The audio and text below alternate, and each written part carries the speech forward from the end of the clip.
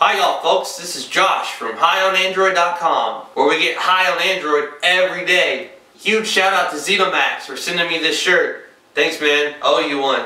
This is my review of the Sprint Galaxy Nexus 4G LTE. This phone is awesome. This is actually my wife's phone, unfortunately, because I have the Evo 3D and she's always had the hand-me-down phone or the slower phone. And my Evo 3D is not slow, but this is way better than Evo 3D, I can guarantee you that. It's a 5 megapixel camera, shoots 1080p video. I actually have a test video where I did it in 1080p. It's not the greatest in the world because I was walking and it was kind of cold and, you know, it was pretty shaky. If you want to check it out, all the links will be in the description. I actually created a playlist where every video I do of this device will be in that. So if you want to bookmark it and save it and check it every once in a while, it's up to you. Or you could just subscribe and you'll get a notification. If it's a video you want to check out, you can check it out. If it's a video you're not interested in, don't click on it. But I appreciate it if you do. I highly recommend this device. I live in Kansas City, Missouri, so I can't wait for LTE to kick on, and when it does, trust me, I'll have a video. This thing has NFC built into it, which is pretty freaking awesome. You activate it and you get 10 bucks right away, and in 3 weeks you get 40 more if you buy it within a certain time frame. So we actually took it to McDonald's, swiped it over the little thing, typed in the code that we set, and Google Wallet paid for our meal. Pretty freaking awesome. I love it. I can see myself adding funds to it, you know, a little bit here and there, just in case we go somewhere and it's like, I don't have my wallet. Oh, I got my phone.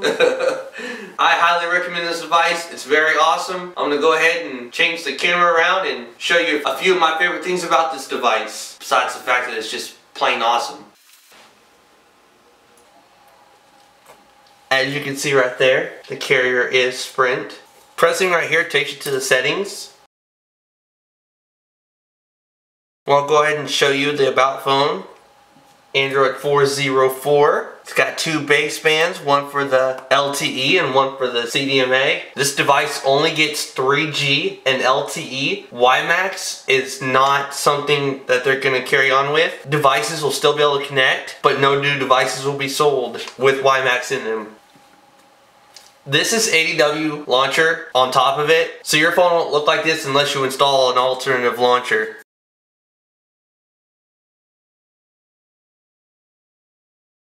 These buttons will always be here because there are no buttons when you turn the device off.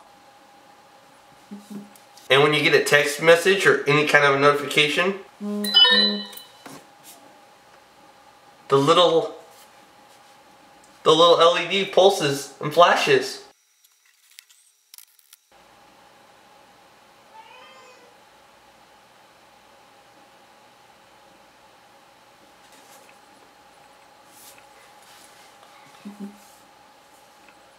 See, I sent her a text message. You can swipe the notification away, or there's a little X that you saw, and that'll clear every single one of them. The NFC that I was telling you about, Google Wallet, you enter in your little code that you use. And I'm going to go ahead and point out that once you root your device, it's going to say unsupported. But trust me, it still works. And you can see right there that there's 1 cent available because I have been using it. View card transactions. And you can see that I used it in McDonald's. And it even tells you the location of the McDonald's. Okay, future ones will tell you that. And you can add a little note. That's pretty neat. So it's got near field communications, meaning you can tap your device with something that accepts it, and you can make payments, you can send people contacts, you can send people directions, you can send people whatever you want to send them. This is something that's very awesome too, that not a lot of devices support. I'm going to go ahead in settings, go to wireless. When you want to choose your Wi-Fi, you just press it or you slide it. See, tapping it or sliding it works. And you just press on the letters, and I'm going to show you. This is my 2.4 gigahertz network running at 65 megabits per second. This is my 5 gigahertz network. I have a Linksys E4200 router, and it puts out both 2.4 and 5 gigahertz at the same time. A lot of things use the 2.4 gigahertz network, so you're going to run into interference. You're going to have to trust me on this one. That picks up 2.4 and 5 gigahertz networks. A pretty neat little thing is if you want to take a screenshot of something, like say you're playing Plants vs. Zombies.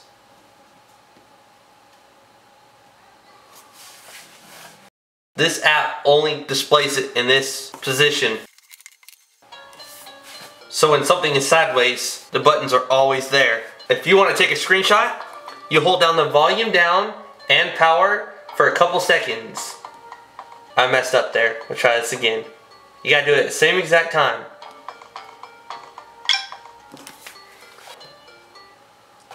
Now you can take that screenshot and you can share it with your friends on Plume, well, Twitter, my bad. You can share it on Twitter, Facebook, any service that you want to. And there's multiple ways you could use that. If you're having an issue with your device and you want to show somebody that's not around, you can take a screenshot and go, hey, I've never seen this before. What do I do? It's a good way to troubleshoot.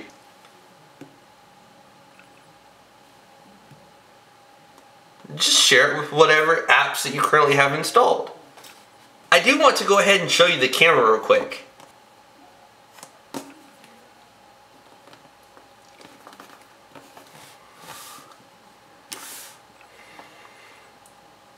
There is absolutely no shutter lag. So once you take a picture,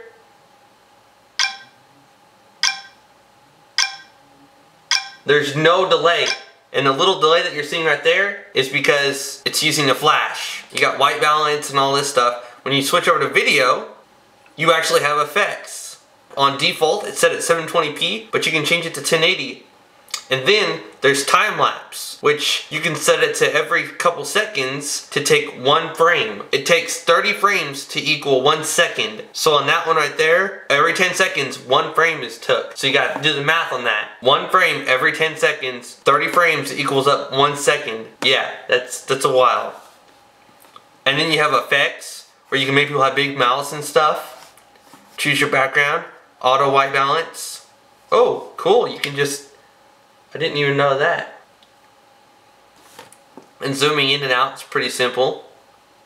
And then you have panorama built into it, where you take a picture and you go like that, and then it takes one long picture. That's also something I should point out. When you're playing movies or using the camera app or anything like that, it goes full screen, and these buttons do hide, but you can just tap that area of the screen to get them back up. This is a 1280 by 720 screen, so it is in HD, and it does not look that great on camera, but trust me, this screen is crystal clear. I am absolutely in love with it. I'm honestly not sure if there's that much more I can cover, but also that this supports, I haven't charged it at all since I got it, so it's gonna die, of course. I can't comment on battery life because I haven't discharged it and charged it. This is just a little, $4 connector that I got from Amazon. My nails were driving me nuts. I had to cut them, sorry. This is something I wanted to show you real quick. This is just a normal USB mouse. And if you notice, I can click on stuff.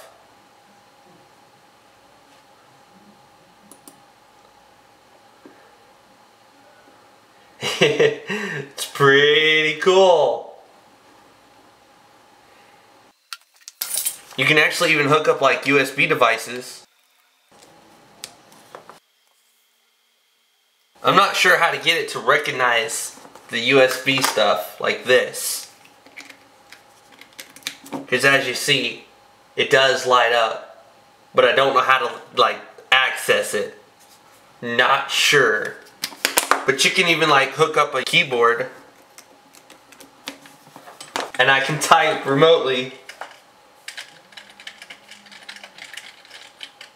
using a keyboard. This old dirty thing that just collects dust and dirt. So far you can use a mouse and a keyboard, and you can even use an app called DSLR controller. Anything that uses USB OTG, which is this little cable. Unfortunately, I have to give this device back to my wife and let it charge. If you want to see any videos, please leave me a comment and let me know what you want to see. I read and reply to every comment, so I will see it, I will get it. If you want to see something, just let me know in the comments. Whenever CyanogenMod or AOKP comes up with a ROM that supports this thing, I'll make a video the day it happens. I'll do my damage too. This is an awesome device, and I can tell you, simply based off the fact that it's pure Google, there's no Sense, TouchWiz, Moto Blur, or anything that slows it down. and makes it look ugly. On top of it, it is fast. And this phone is going to get every new version of Android before any other phone does. I cannot tell you how much I recommend this phone. I want to get one of these for me so bad because this is my wife's, like I said. But honestly, I'll tell you the truth, over the last 2 days, I've gotten more comments that said Evo 4G LTE than I can possibly stand. So that's going to be the device that I get. I'm going to pre-order that, and I'm going to pay full price for it just like I did this, if it comes out before my upgrade. My upgrade is actually in June. So if it comes out around the beginning of June, then I'll be able to just get it for the upgrade price. If not, I'll pay the $600 just like I did for this phone. It's so much better paying that than it is to go getting a brand new line and paying 2 phone bills every month for 2 years. I'm one person. I don't need more than one line.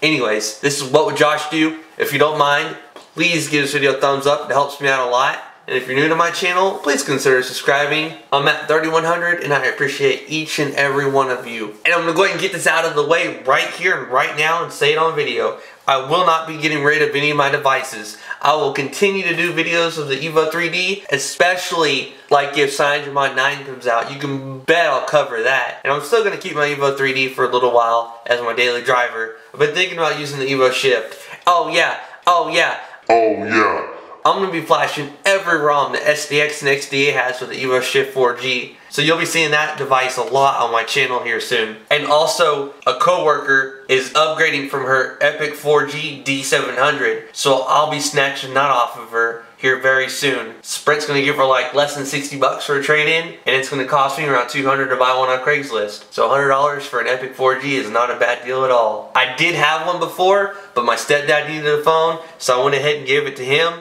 I'm getting one for me soon because I know there's CM9 for it. And to tell you the honest to God truth, I might just make the Epic 4G D700 my daily driver, considering the fact that it has CM9 and 4G works. So does the camera. The Evo 3D cannot say that. This is What Would Josh Do? And I'm out.